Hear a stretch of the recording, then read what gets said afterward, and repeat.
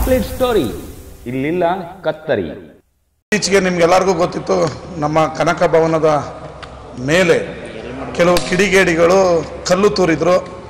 ನಾನು ಇವತ್ತು ಏನಾಗಿದೆ ಅಂತ ನೋಡಕ್ಕೆ ಬಂದೆ.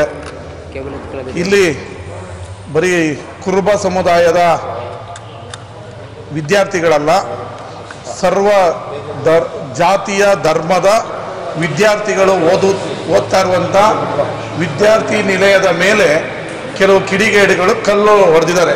ಆವಾಗ ಇದು ಪರೀಕ್ಷಾ ಸಮಯ, ಎಲ್ಲ ಜನಾಂಗದ ವಿದ್ಯಾರ್ಥಿಗಳು ಓದ್ಕೊಂಡಿದ್ದಂಥ ಸಂದರ್ಭದಲ್ಲಿ ಏಕಾಏಕಿ ಕಲ್ಲುಗಳು ಬಿದ್ದಂಥ ಸಂದರ್ಭದಲ್ಲಿ ಒಂದು 10ರಿಂದ 15 ಆಕ್ಲ ಗ್ಲಾಸ್ಗಳು ಪುಡಿ ಆಗಿವೆ. ಕಲ್ಲುಗಳು ಅವರು ಓದ್ತಾ ಇದ್ದಂಥ ವಿದ್ಯಾರ್ಥಿಗಳ ಒಳಗಡೆ ರೂಮಳಿಗೂ ಬಿದ್ದಿದೆ. ವಿದ್ಯಾರ್ಥಿಗಳು ಭಯಭೀತರಾಗಿದ್ದರು. ಅವ್ರನ್ನ ಮಾತಾಡಿಸಿ ಏನಾಯಿತು ಸಮಾಧಾನ ಹೇಳೋಣ ಅಂತ ಹೇಳಿ ಇವತ್ತು ಬಂದೆ. ನೋಡಿದೆ ಇದು ತಪ್ಪು. ವಿದ್ಯಾರ್ಥಿ ನಿಲಯದ ಮೇಲೆ ಯಾರ್ದೋ ಮೇಲೆ ಕೋಪ ಇಟ್ಕೊಂಡು ಯಾರೋ ಉದ್ರೇಕ ಮಾಡಿದ್ರು ಅಂತೇಳಿ ವಿದ್ಯಾರ್ಥಿ ನಿಲಯದ ಮೇಲೆ ಹೊಡೆಯೋಂಥ ಕಲ್ಲುಗಳಿದೆಯಲ್ಲ, ಅದು ತಪ್ಪು. ಇಲ್ಲಿ ಬರೀ ಕುರುಬರೇನು ಓದ್ತಾ ಇರಲಿಲ್ಲ, ಒಕ್ಕಲಿಗರಿಂದ ಹಿಡಿದು ಕುರುಬರಿಂದ ಹಿಡಿದು SC ST ಹಿಡಿದು ಉಪ್ಪಾರರಿಂದ ಹಿಡಿದು ಬ್ರಾಹ್ಮಣರಿಂದ ಹಿಡಿದು ಲಿಂಗಾಯತರಿಂದ ಹಿಡಿದು ಎಲ್ಲ ಧರ್ಮದವ್ರಿಗೂ ಇವರು, ಎಲ್ಲ ಜಾತಿಯವರಿಗೂ ಇವರು ಈ ಸಂಘ ಅವಕಾಶವನ್ನು ಕಲ್ಪಿಸ್ಕೊಟ್ಟಿದೆ. ವಿದ್ಯಾರ್ಥಿಗಳು ಓದೋವಂಥ ಸಂದರ್ಭದಲ್ಲಿ ಪರೀಕ್ಷಾ ಟೈಮಲ್ಲಿ ಕಲ್ಲು ಹೊಡೆದು ದಾಂಧಲೆ ಮಾಡಿದ್ದಾರೆ. ಭಗವಾನ್ ಇವತ್ತು ಕೃಷ್ಣ ರಾಮ ಇಬ್ರು ಒಂದೇ ಅಂತ ತಿಳ್ಕೊಂಡಿದ್ದೀವಿ. ಈ ವಿಷ್ಣುವಿನ ದಶಾವತಾರದಲ್ಲಿ ಕೃಷ್ಣ ಮತ್ತು ರಾಮ ಇಬ್ಬರು. ಅಂತಹ ಶ್ರೀಕೃಷ್ಣ ಉಡುಪಿಯಲ್ಲಿ ಕಲ್ಲಿನ ಗೋಡೆಗಳ ಮಧ್ಯೆ ಇದ್ದಂಥ ದೇವಸ್ಥಾನದಿಂದ ಛಿದ್ರಗೊಂಡು ಕನಕನಿಗೆ ದರ್ಶನ ಕೊಟ್ಟಿದ್ದಂತಹ ಊರಿದು. ದೇವರು ಶ್ರೀಕೃಷ್ಣ ಪರಮಾತ್ಮನೇ ಕನಕದಾಸರಿಗೆ ಕಲ್ಲಿನ ಗೋಡೆ ಮಧ್ಯದಿಂದ ಛಿದ್ರ ಮಾಡಿ ಕನಕದಾಸರು ಯಾವ ಕಡೆ ನಿಂತಿದ್ರೋ ಆ ಕಡೆಗೆ ದರ್ಶನ ಕೊಟ್ಟಂತ ಊರು.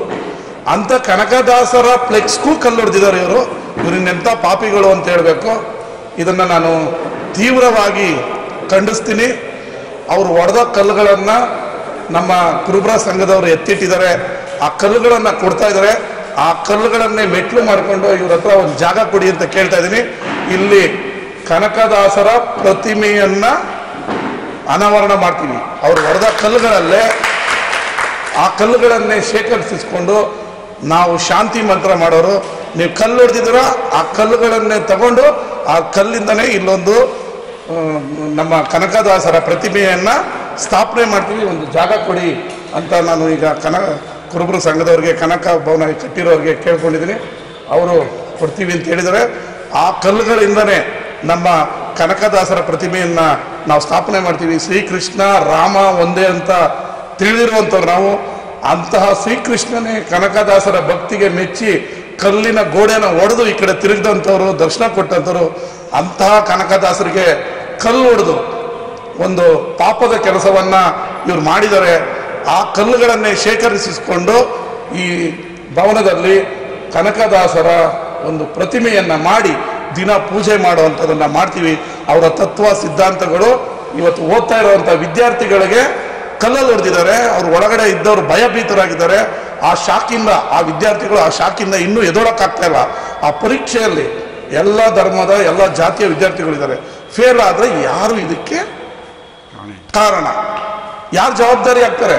ಆ ಹುಡುಗರು ಶಾಕ್ ಆಗಿದ್ದಾರೆ. ಸುಮ್ಮನೆ ಓದ್ತಿದ್ದವರಿಗೆ ಕಲ್ಲು ಹೊಡೆದವ್ರೆ. ಆ ಗ್ಲಾಸ್ ಪುಡಿ ಆಗಿದೆ. ಆ ಕಲ್ಲುಗಳು ಓದೋ ಕಡೆ ಬಂದು ಬಿದ್ದಿವೆ. ಒಳಗಡೆ ಇದ್ದು ವಿದ್ಯಾರ್ಥಿಗಳಿಗೆ ಆತಂಕ ಆಗಿದೆ. ಅವ್ರ ಪೋಷಕರಿಗೆ ಆತಂಕ ಆಗಿದೆ. ರಾಜ್ಯಾದ್ಯಂತ ಜಿಲ್ಲಾದ್ಯಂತ ವಿದ್ಯಾರ್ಥಿಗಳು ಓದ್ತಾ ಇದ್ದಾರೆ. ಅವ್ರ ಪೋಷಕರಿಗೆಲ್ಲ ಏನಾಗ್ತಾ ಇದೆ, ಮಂಡ್ಯದಲ್ಲಿ ಯಾಕೆ ಕಲ್ಲು ಹೊಡೆದ್ರು ಅನ್ನೋ ಭಯ ಆಗ್ತಾ ಇದೆ. ಇದನ್ನು ನಾನು ತೀವ್ರವಾಗಿ ಖಂಡಿಸ್ತೀನಿ. ಇಂಥದನ್ನು ಮಾಡಬೇಡಿ, ನಿಮ್ಮ ಕೈ ಮುಗಿದು ಕೇಳ್ಕೊಳ್ತೀನಿ. ನಮ್ಮ ಯೂಟ್ಯೂಬ್ ಚಾನೆಲ್ನ ಸಬ್ಸ್ಕ್ರೈಬ್ ಆಗಿ, ಲೈಕ್ ಮಾಡಿ, ಪಕ್ಕದಲ್ಲಿ ಕಾಣಿಸೋ ಬೆಲ್ ಐಕನ್ನ ಕ್ಲಿಕ್ ಮಾಡಿ.